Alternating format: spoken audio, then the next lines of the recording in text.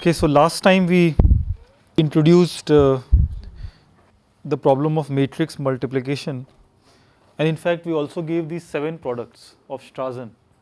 So P1, P2 to P7. So these are products not of just 2 variables but actually 2 linear forms. Left is in X matrix and right is in Y matrix. So there are 4 X's and 4 Y's. And when you compute these products, you have to take care of the order, because remember that X11 may itself be a matrix and Y11 may itself be a matrix. So that product is actually non-commutative. So P1 is exactly that. It is not the reverse. You cannot do Y11 plus Y22 times X11 plus X22. It's exactly in this order. And with that, you can actually check that X dot Y will be this, without using commutativity of Xij and Yij. So today we will finish this formally the proof of Strassen that matrix multiplication takes n to the log 7 operations, where the ring R is where the entries of the matrix come from, of the n cross n matrix. Any questions? Okay, so X and Y are n cross n matrices over R. We are assuming n to be a power of 2. So proof will be an induction on L. Okay, so we will compute how many multiplications and how many additions in the base ring R are required. So we will show by induction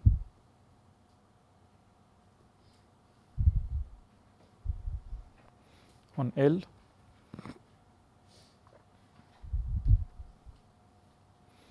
that we can do matrix multiplication in 7 raised to L R multiplications and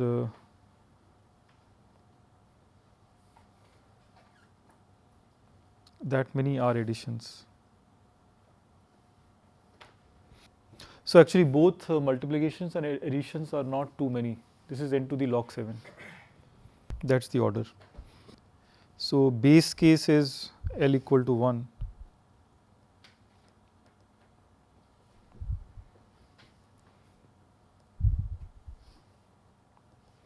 Right, so these are 2 by 2 matrices which we have already done.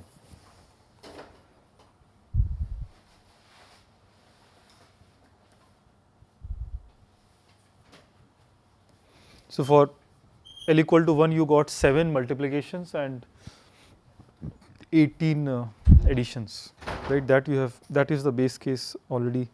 That was actually the starting point of all this. The induction step is L minus 1 to L, where L is at least 2. Right, so how do you take this one step? So this will be the block structure application.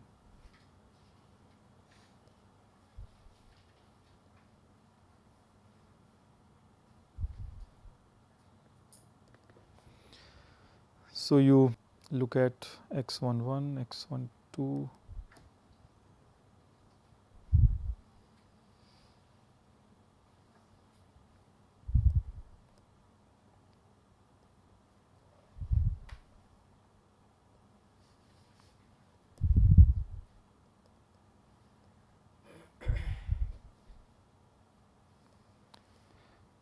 where these Xijs, Yijs, Zijs, they are 2 raised to L minus 1, cross 2 raised to L minus 1, and the full matrix is 2 raised to L cross 2 raised to L. right? So for n cross n matrix, you are looking at the block structure n by 2 cross n by 2. And so this n by 2 multiplication of matrices, multiplication of n by 2 by n by 2 matrices, this you do inductively or in the algorithm recursively.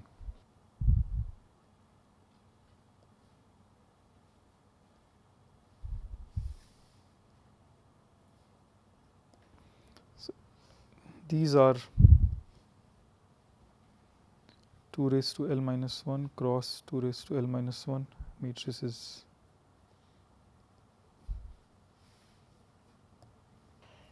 So there are two things. One is when you have to multiply xij with or xik withykj, that multiplication you will do recursively. And assuming that so that is the recursive part, and this also will require then this 2 cross 2 matrix multiplication. For that you use Strassen equation. So well, I think look at this look it into two steps. So first is use Strassen equation here.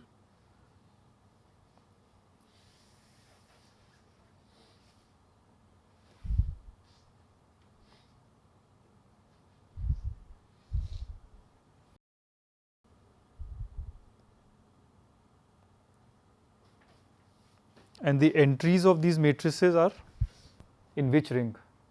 So that is n by 2 cross n by 2. So n by 2 cross n by 2 matrices over the ring are obviously also form a ring. So you do this 2 cross 2 matrix multiplication over this ring using Strassen's equations. But that in the end will require you to multiply two such matrices, right? Like this x11 plus x22 times y11 plus y22 was p1. So that multiplication you will do recursively.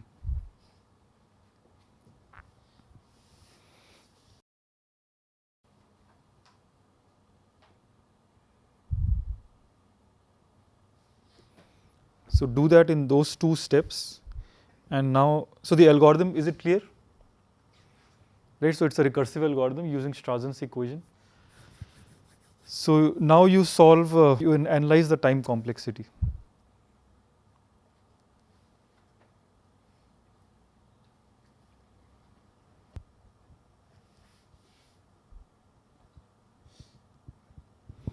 So that will finish your induction step. So what is the number of R multiplications? So R multiplications that you are doing, so that is 7 to the L minus 1, many multiplications.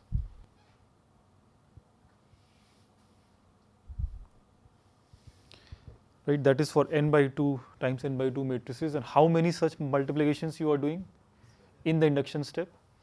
That is given by Strassen's number, which is 7. So that's 7 to the L, which is the correct value in the to go to L. And look at number of R additions. So that number was 6, 7, L minus 1, 4 L minus 1 by the induction step. And how many such additions are needed?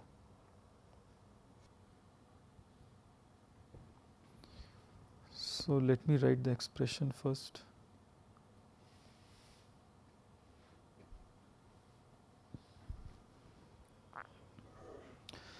So I'm giving it in two parts. This first look at 18 times 2 raised to L minus 1 square. Right, what is this? So these are the 18 additions which you do in Strassen itself. Right, that is the number 18. And all those are n by 2 by n by 2 matrices. So that many ring R additions. What is the first part? The first part is for the recursive calls. You are making 7 recursive calls, and in each recursive call that many additions.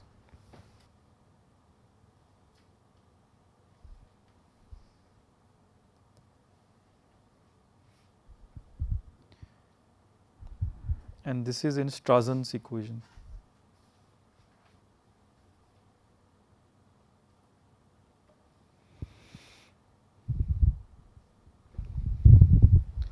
Okay, so that's the overall additions you need in the base ring R, which you can see is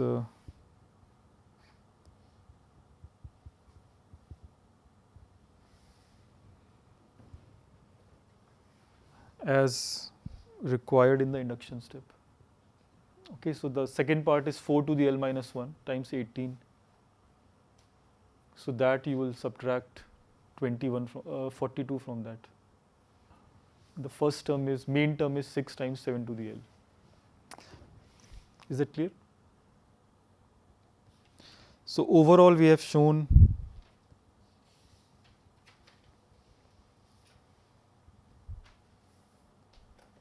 seven to the L ring operations, which is n to the log 7 to base 2.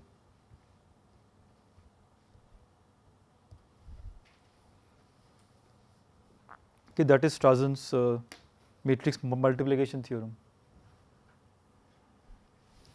But we have precise expressions for multiplications and additions in the very base ring. Any questions? So, yeah, one could already be happy with this. This will give you some advantage if you take bigger and bigger matrices, bigger and bigger n. So it's a surprising algorithm, improves over n cube. So this is now n to the 2.8.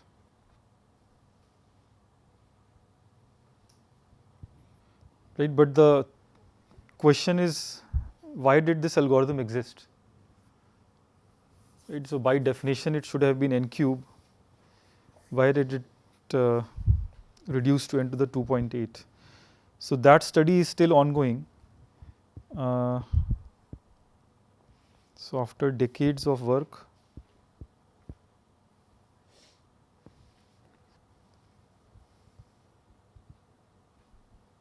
the current best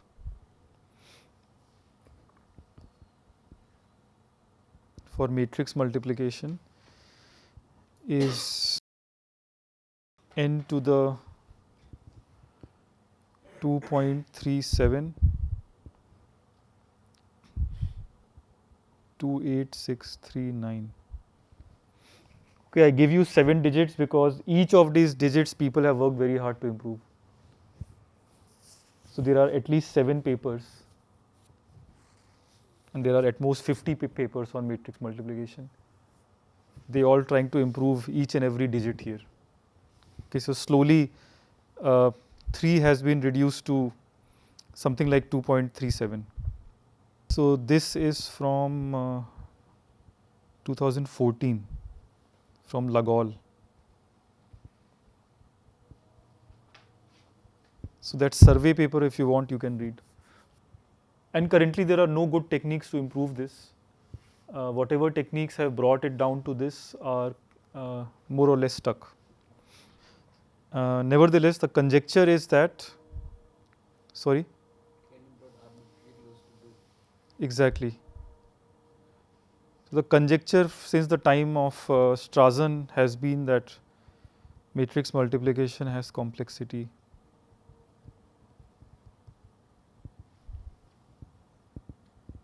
N to the 2 plus epsilon for whatever epsilon you want, for any positive epsilon. Right, but this is still, there is a gap in the current understanding. So there is still a gap of 0.37. Note that you cannot do better than this because your input size is 2n square. Right, so you can never improve on n square, and your output is also n square. So you can never improve on n square. So that's really asking for too much. Yeah, after this log 7, things become quite complicated. So that will take several lectures if we want to improve over log 7 to anything. Okay, so instead of attempting that, uh, we can just see the concepts which go into improving log 7, because that concept is also helpful in other places. It's a fundamental concept in algebra. So you want to understand the exponent of matrix multiplication.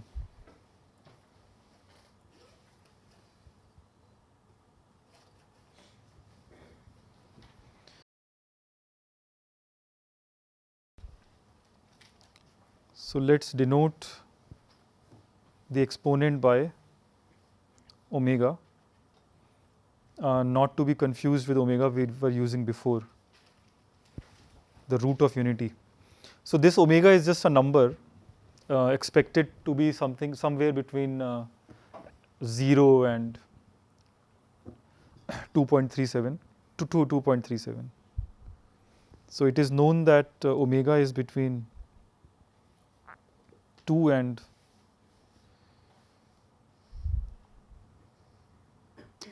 2.37 28639.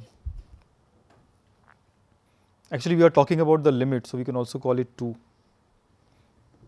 This 2 just means that you can go arbitrarily close to 2 but never reach it. So that limit is what we are calling omega. So all the known upper bounds on omega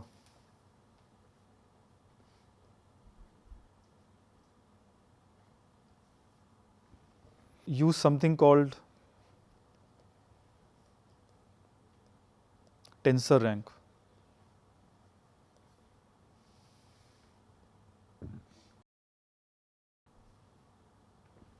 That's the algebraic concept which you want to now introduce. So have you heard about tensor rank? It is also used in artificial intelligence and ML applications. With tensor decomposition, what is that?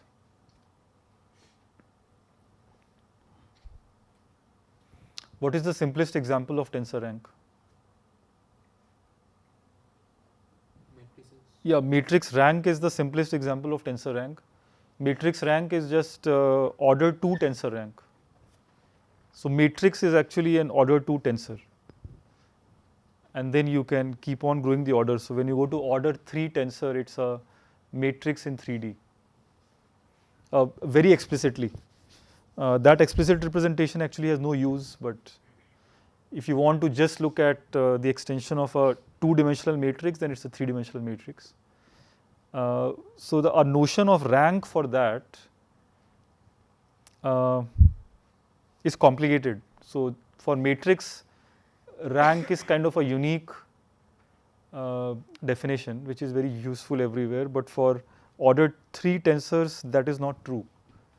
So there are multiple definitions and neither of them are very helpful. I mean, questions there are all open questions. So order 3 and beyond it becomes complex. So this omega is also related to some tensor rank. So let us first define an order 3 tensor whose rank omega is. So let's directly go to the definition.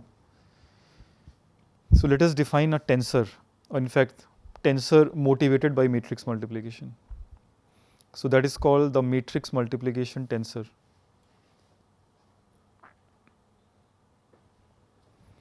Okay, so this tensor you can think of as a 3D matrix if you want to see it explicitly.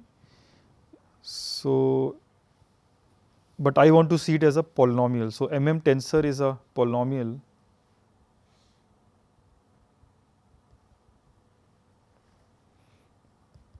in many variables. So I'll call them big X ij, y ij, z ij.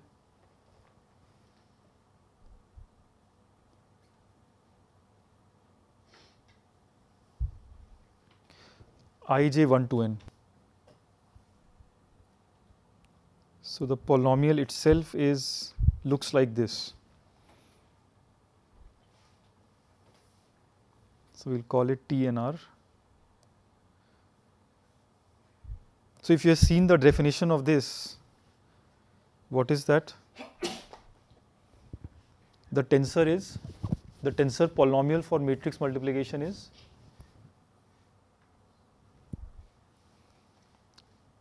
so it is directly inspired from the definition of matrix multiplication. So it will look like x I k y k j z I j.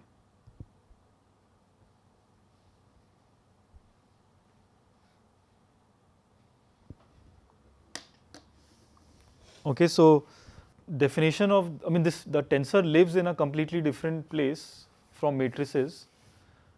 It's roughly there are roughly n square many variables xij, yij, zij's, and in these roughly 3n square many variables you have this cubic polynomial. Okay, this cubic polynomial T n comma r. In this, if you look at the coefficient of zij, then you will see an expression which is similar to the expression for small zij that you saw in matrix multiplication. Okay, so that is the connection, or that is the relationship between this definition and matrix multiplication definition. But we are doing very different things here. So we have defined this cubic polynomial. So its degree is 3.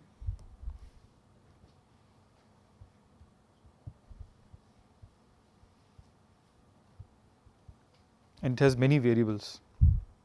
So for example, if you look at the matrix multiplication tensor for 2 by 2 matrices, so it is Z11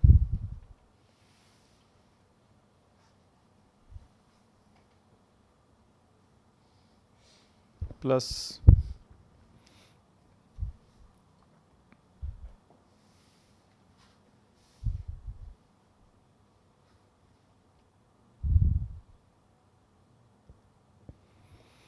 then Z21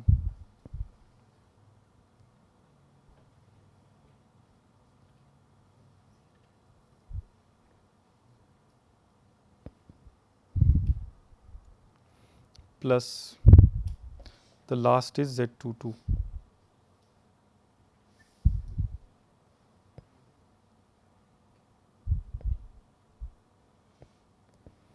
Okay, so there are exactly 3 times 2 square many variables. Yes. I was at most 0. Yeah, I think. Is it? I is less than 0. Yeah, I comma j. We don't want it to be ordered. Then exactly. And also, we need an extra condition for k to be in between I and j. No. That is not the case in matrix multiplication. K varies from 1 to n. But why? It's exactly k. Yeah, cubic polynomial and 3n square variate. That's true.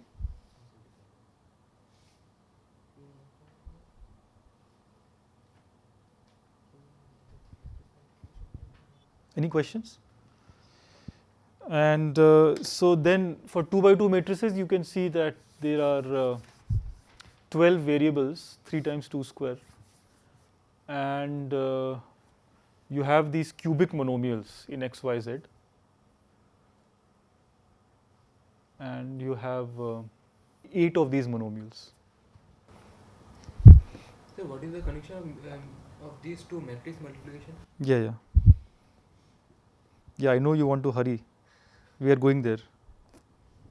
So once this definition is there, let us look at the rank of this tensor.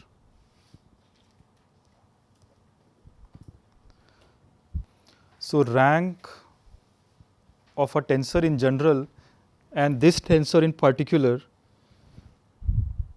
the most common rank defined is you want to decompose this tensor into sum of simple tensors. By a simple tensor, we would mean one where you are just multiplying linear forms. So a linear form in x times a linear form in y times a linear form in z. Okay, for example, x11 times y11 times z11. This is a simple tensor. This tensor is called rank 1. So you want to decompose your tensor into a sum of simple tensors. The minimum number of these simple tensors is called the rank. Okay. So I'll give you the formal definition afterwards, but with that in mind, what is an upper bound on the rank of tensor T to R? How big can that rank be? Can it be 9? Yeah, already just by brute force you can see by definition T to R is a sum of 8 monomials, right? So its rank cannot exceed 8. 8 is the maximum. But you are not sure whether it's actually 8. It can also be 7. And it was Strassen's imagination that he actually gave a decomposition where it's 7. Okay, and there is also a proof that it's not 6. So the rank of this tensor is exactly 7. Okay, that is the reason for log 7. So rank of tensor T is the least number R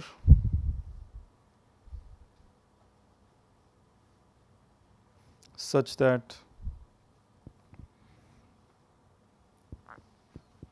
there exist linear forms. So Li, which is purely in terms of x variables, then Mi, which are purely in terms of y variables, and Ni purely in terms of z variables. So these are linear forms. I will range from 1 to R.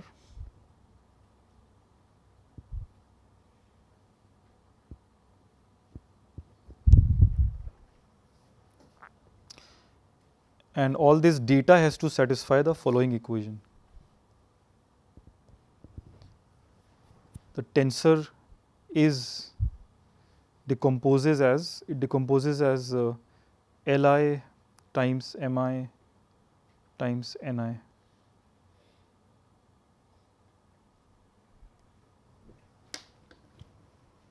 Okay, so rank of a tensor. So this now you can see that it's a pretty general definition. It doesn't have anything to do with matrix multiplication tensor.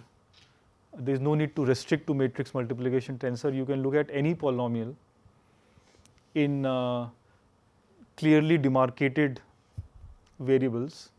So family X, family Y, family Z. And you can ask the question whether that polynomial, your polynomial, can be written as sigma Li Mi Ni. So this is the rank of an order 3 tensor. And if you have order 4, then you will have 4 variables in the partition. So you will have, let's say, V bar, X bar, Y bar, Z bar. And then you have to decompose it into product of 4 linear forms. Okay, so maybe Ki, Li, Mi, Ni. So this is the general concept of tensors, tensor decomposition, and rank. So this is a simple or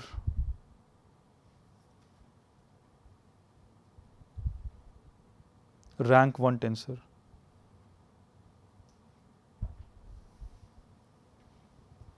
So you want to decompose your tensor into few simple tensors. If you cannot decompose into few simple tensors, then your tensor is hard. Okay, that is the understanding. But it is also true that in life it is hard to find hard tensors. Okay, so this is not an easy problem to come up with a polynomial and show that its tensor rank is high. So these are classic lower bound questions, and mostly they are open questions. Yeah, actually examples are not there. An explicit polynomial with high tensor rank, uh, that's an open question. No, before we jump to permanent, this class may not know it. Something even simpler is, or what is the meaning of order 2 tensor rank, right? That's an instantiation of this or specialization of this. So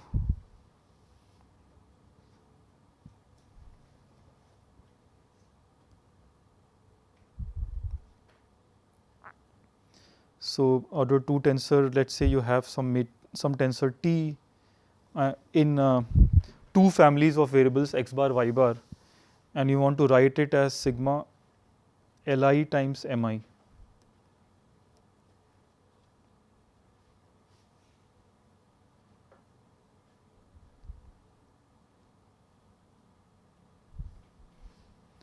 So this is a polynomial in x bar, y bar. So for a polynomial T x bar comma y bar, and the tensor rank to be defined this way, smallest r, can you see that this is just matrix rank? What is the matrix here? For this order 2 tensor T, how will you define the matrix? Or for a matrix, how will you define T? Equivalently, so you are given a matrix. How do you see it as a order 2 tensor polynomial? So I claim that these two theories are the same at order 2. Tensor decomposition, tensor rank is the same as matrix rank. Okay, but what is matrix decomposition that we are talking about? So that equivalence I leave as an exercise.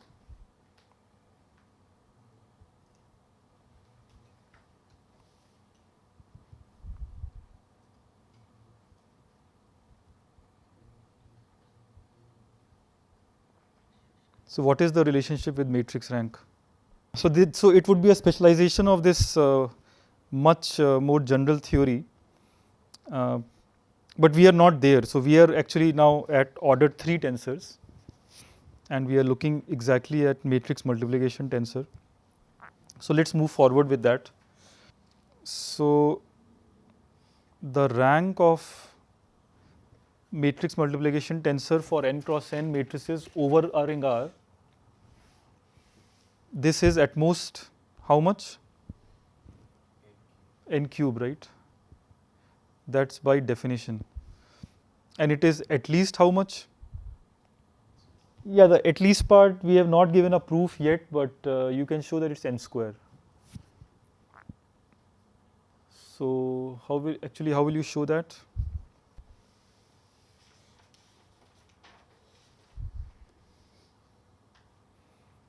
So less than equal to n cube is simply by definition of rank.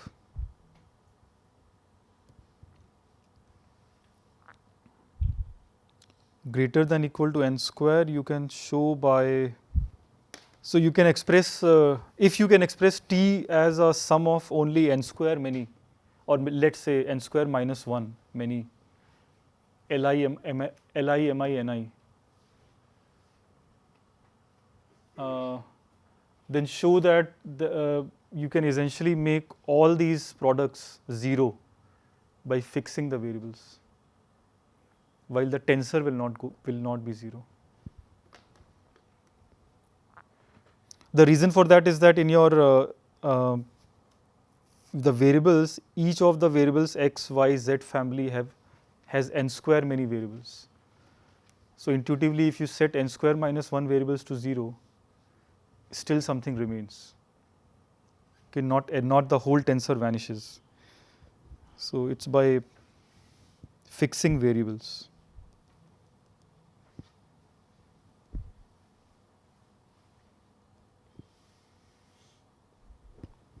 Fixing variables in T and R gives a contradiction.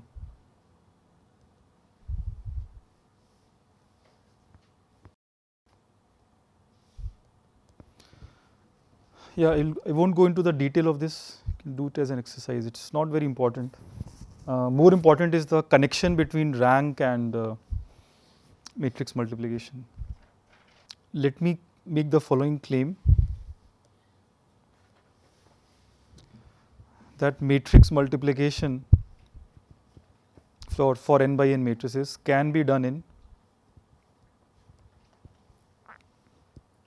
the rank of this tensor many multiplications.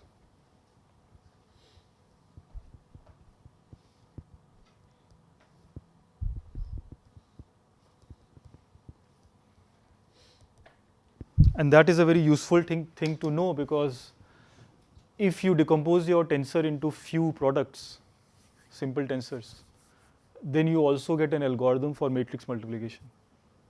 Specifically for n cross n matrix multiplication, you get a faster algorithm, and then using the block structure, you can generalize it. In fact, that is what you did for n equal to 2. So what is the proof of this?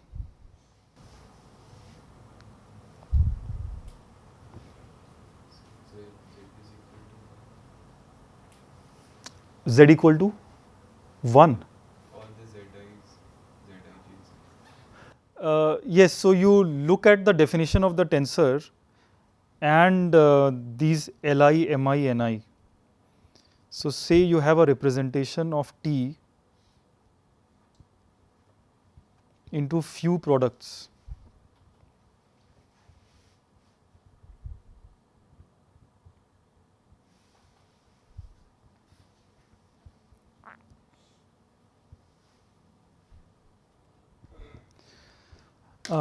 So in this, in particular, look at Ni z bar. So these are the variables z11 dot dot znn. So extract the coefficient of z11 from here. So if you extract the coefficient of z11, you will see that on the LHS, you would have that matrix multiplication entry of z11. Matrix of the matrix Z, you will have z11 entry. On the RHS, what will you have? You will have a sum of few LI-MI products, right? So you have kind of Strassen's equations that you multiply R many LI-MI, and from those products, a linear combination gives you the first entry of matrix multiplication, matrix product. Now you try to extract Z12. So compare the coefficient of Z12 on both sides of this equation. And again, you will see that same products, R products, their linear combination gives you the second entry of matrix product, and so on. So it just follows from this equation. It's already tailor-made.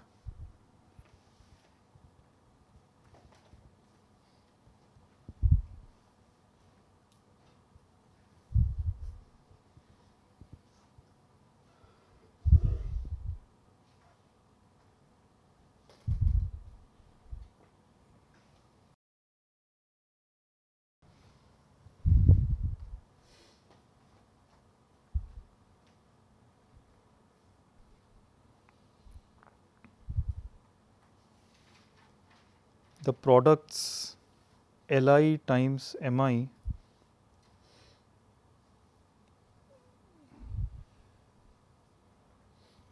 R of these are enough.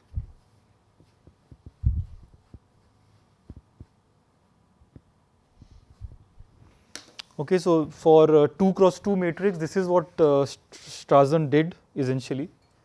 Uh, that he first wrote T as sum of 7 products instead of 8. So that was saving one product. And then by extracting these coefficients Z11, Z12, Z21, Z22, you get all these 4 expressions in terms of 7 products. And the same thing in general will work. You will only have to do R multiplications, little r multiplications in the base ring. Is that clear? Okay. And this proof, so what is the converse of this? That if you can do matrix multiplication in let's say R prime many products, what can you say about the tensor rank of the tensor? It's the same proof. You get then a decomposition with R prime simple tensors. Right? So this equation actually is a tight connection between how many multiplications are required for matrix multiplication and tensor rank. Okay, so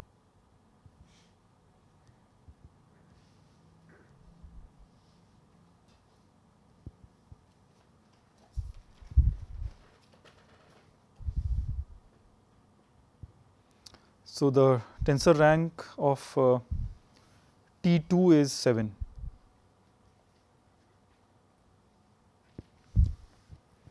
Okay, this is another way to read Strassen's complicated equations. It's just showing that instead of 8, it's 7.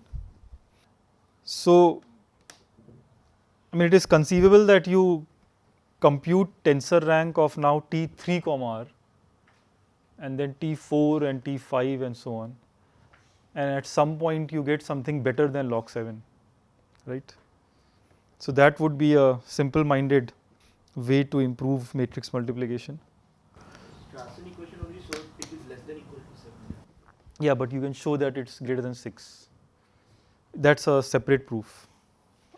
So we can maybe write less than equal to here, but it's known that it's 7. It's not less than this. For the converse, will we always get linear form?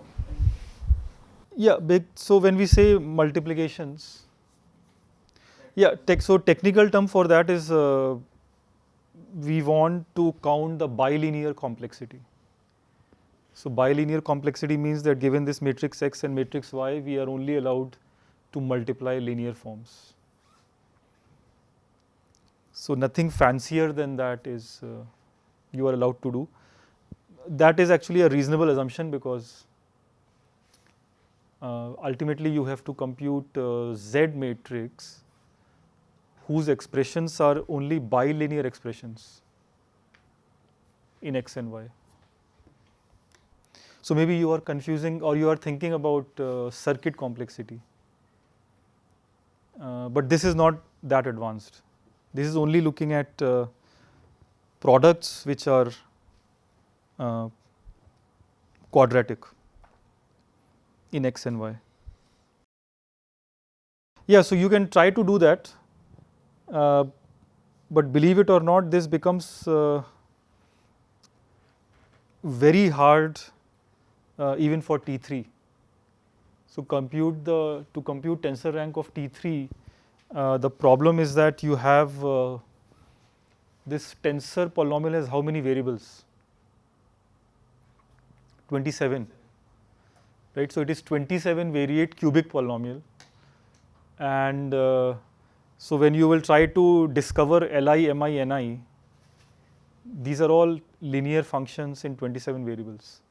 So there is a huge number of unknowns for the coefficients of Li, Mi, Ni, and if you try to do this by hand, which means you program and you use supercomputers and all that, you still cannot make it work.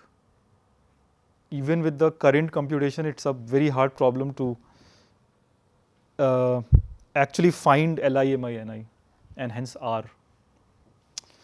So this is still an open question.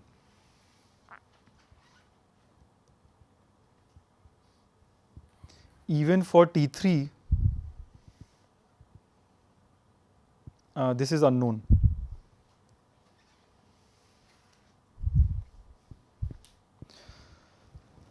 So obviously you know that rank of T3 is at most 27, but we don't know its exact value.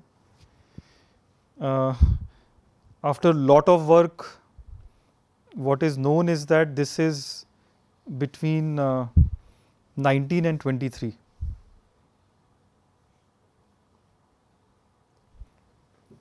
Okay, so it is at least 19 and it is at most 23, which is an improvement over 27. But still 19, 20, 21, 22 to 23, amongst these 5 values, there is still a confusion. Okay, with all the computational power, this is open. So that is in practice. Theoretically, there is a good explanation for this. So Hastad showed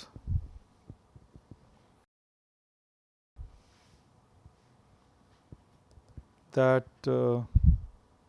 tensor rank computation for even for order 3 tensor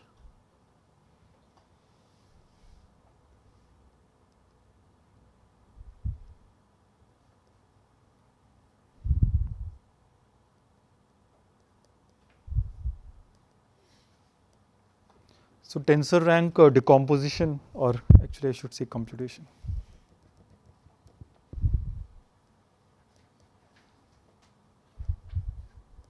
is NP hard. So if you are looking at a general order 3 tensor, which means it has n variables, then as n grows, this is an NP hard problem. Okay, so in general you can never solve it in a reasonable amount of time. What can you say about order 2 tensor rank computation? How hard is that? So that we claimed is just matrix rank, right? And matrix rank you can compute very efficiently. So order 2 tensor rank computation is very simple, but order 3, when you go to order 3, it becomes NP hard immediately. Okay, and forget about higher orders. That is just harder. Those are the important points. What is the exact connection between matrix multiplication exponent and the rank? So that you can deduce.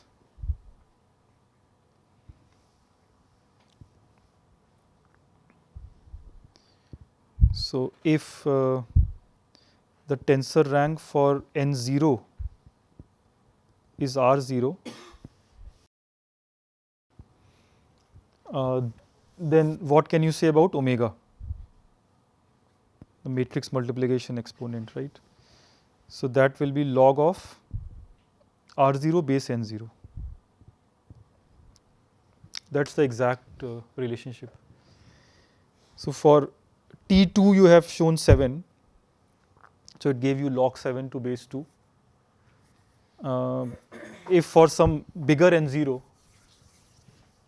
say you go to 10 by 10 matrices or 100 by 100 matrices and you come up with a magical algorithm or magical tensor decomposition with a very small R0, right? So then you may improve omega. This log of R0 base n0 may be less than the best known. Okay, yeah, that's it about matrix multiplication. Any question? Okay, in other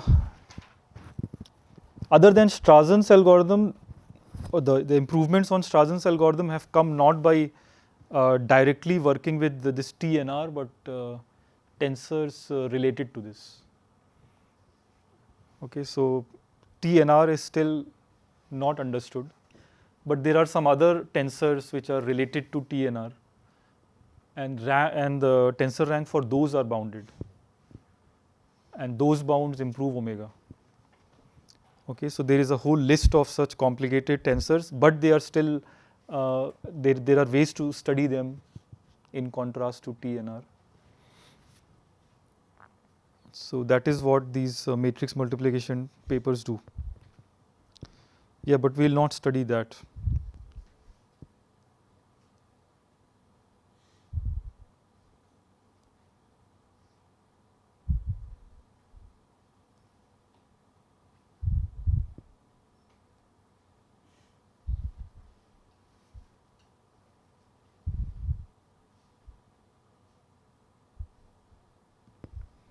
Okay, then we can move on to the new topic. Uh, so, so I hope you have now enough experience in multiplying things, right? Be it numbers, polynomials, matrices. So now is the time to factorize, the opposite of multiplication, and that is a real task.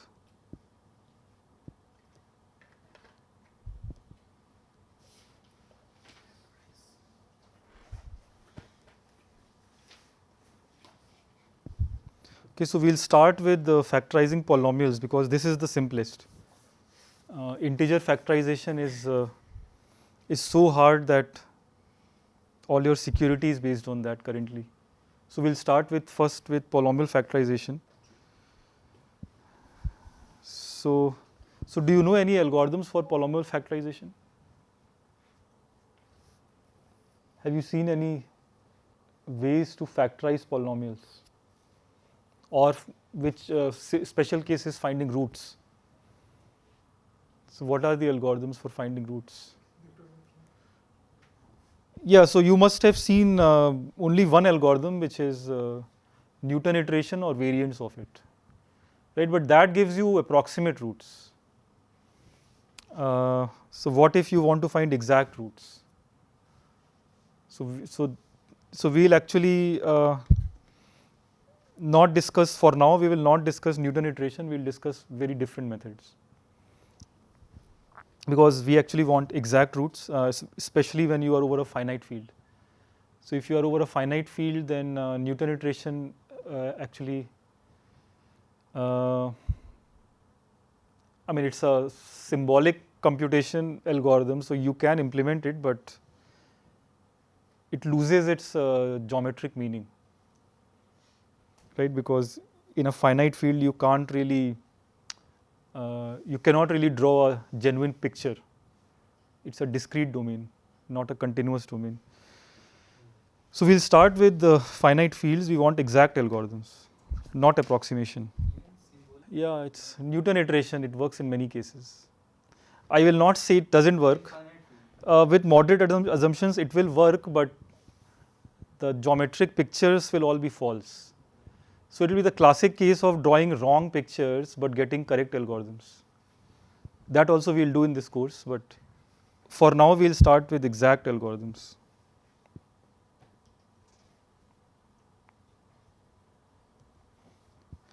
So the exact problem is you are given a, let's start with univariate polynomial over some field. Field is f, big F. This little f polynomial is of degree d.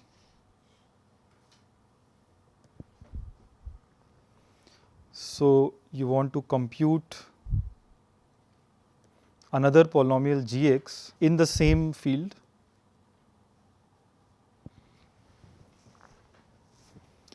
of degree 1 to d minus 1.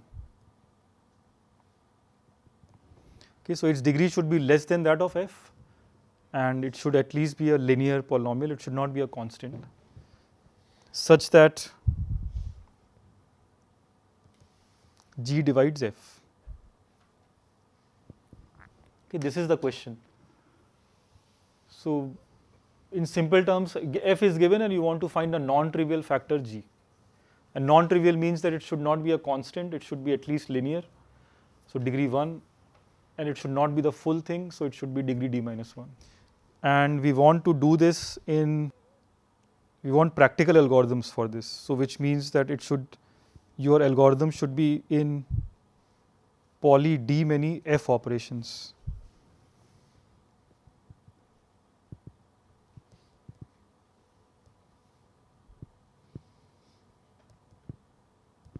Okay, so in terms of base field F operations, your algorithm should be very fast. So this is the exact factor finding. Why do we pick field? We only want to look at polynomials over a field because there you know that there is unique factorization, right? So unique factorization would in particular mean that the number of factors the number of irreducible factors is at most D, right? So D is in the input, so you can basically output all the factors. So you don't just have to find one factor, but once you have an algorithm to find one factor, you can find all factors, right? So all these things are efficient then. So Fx is a unique factorization domain.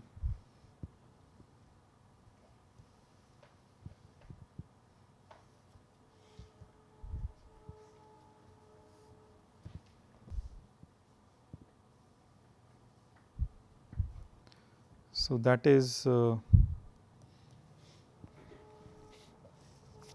each Fx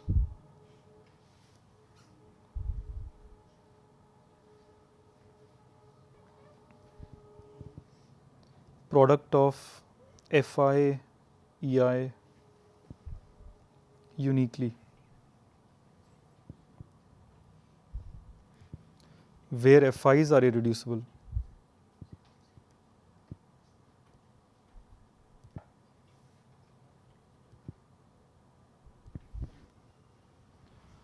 And EIs are just numbers.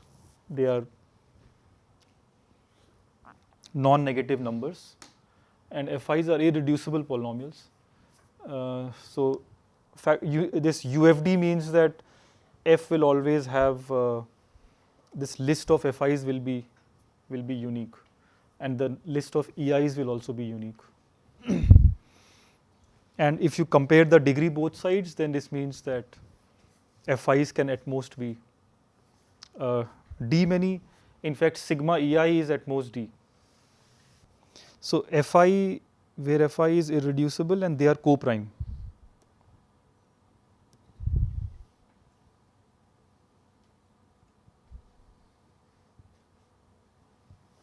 So they are mutually co-prime.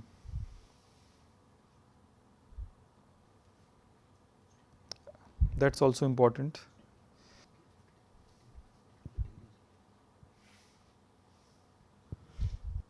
Okay, any question? Yeah, that's a fact. Now you can actually prove it because you have seen GCD, etc. PID. Sorry? The PID it will be. Oh, everyone here may not know PID. Yeah, but by first principles you can prove this, which is use GCD algorithm. And so if there is a different factorization product GI EI prime, then you can argue that GI has to be some Fj. If it is not, if it is co-prime to all the FIs, then you can take GCD and so on. So I will not go into the proof, but it can be proved by first principles.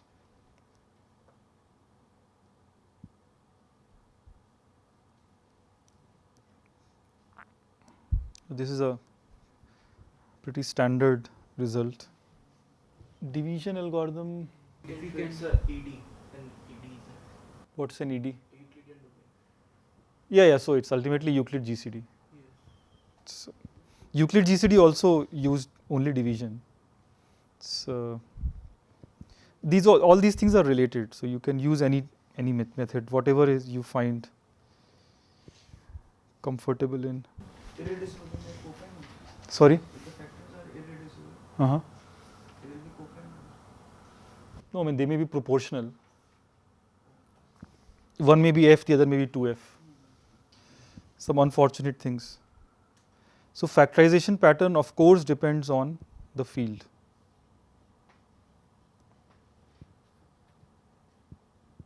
And so do factorization algorithms. They heavily depend on the field.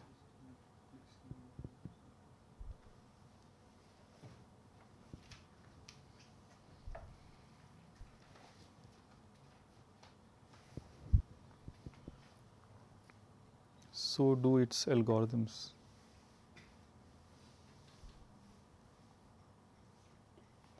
Right, so which is why we'll actually have several subtopics in this main topic of polynomial factorization.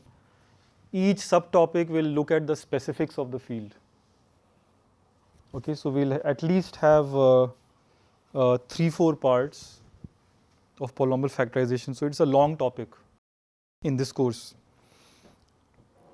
But the byproduct of all these subtopics will be huge. So the byproduct will have applications, has applications in diverse areas in computer science and in math. So example is that if you look at the polynomial x square plus 2, right? So over Q it is reducible or irreducible? So why is it irreducible?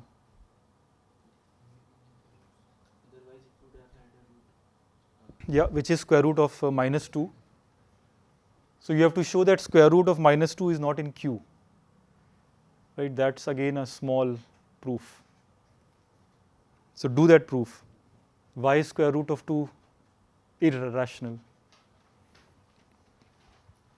So by that proof you know that x square plus 2 is irreducible.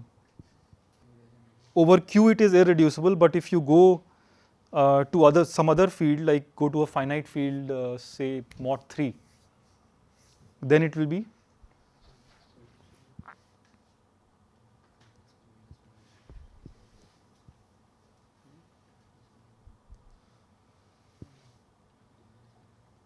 so over F3 I'll call it. It will factorize because there plus 2 is minus 1 and then it factorizes.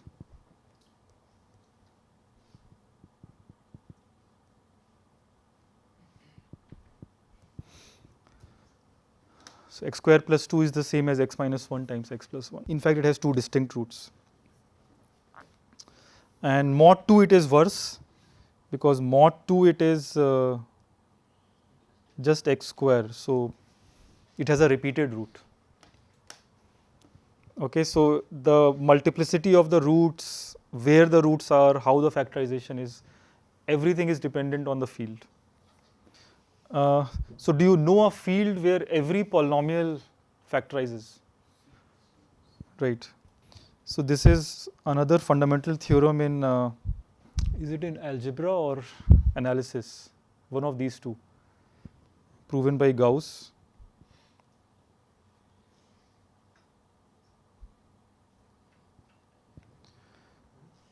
That over complex, every polynomial factors.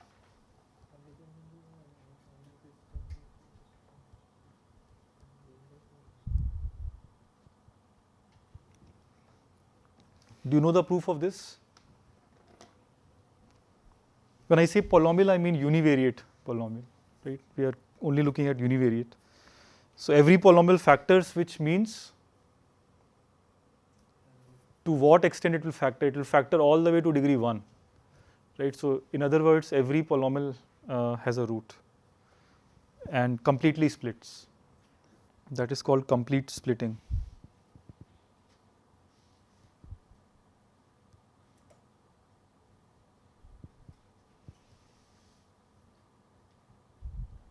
And so C is called algebraically closed.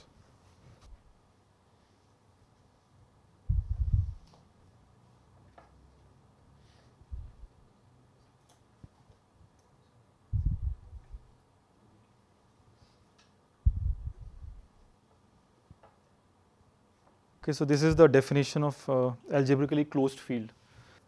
that any polynomial completely splits, or degree d polynomial has d roots in the same field. Yeah, okay, so we'll continue next time. Any questions? Have you seen the proof of this? Yes, but complex analysis is very heavy. So how short is the proof, or how long is the proof? The proof is actually very short. The proof only requires this modulus operator, a complex number, and you want to compute its norm basically. The proof is just uses norms, uses the norm and the relationship between coefficients of your polynomial and the roots. Okay, so it's actually a very simple proof, but obviously tricky and fundamental. So that also I leave as an exercise. So next time we'll start factorization algorithms over finite fields.